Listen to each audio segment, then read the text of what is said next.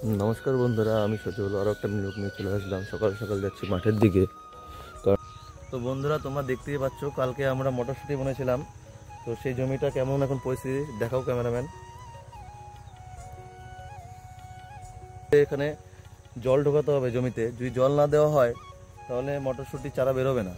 তো আজকে বৃষ্টি হওয়ার সম্ভাবনা আছে, তো সেটা দেখবো। নাহলে দু একদিনের মধ্যে মটরশুঁটিতে জল ঢোকানোর ব্যবস্থা করতে হবে, নাহলে চারা বেরোবে না বন্ধুরা। বুঝতে পেরেছেন?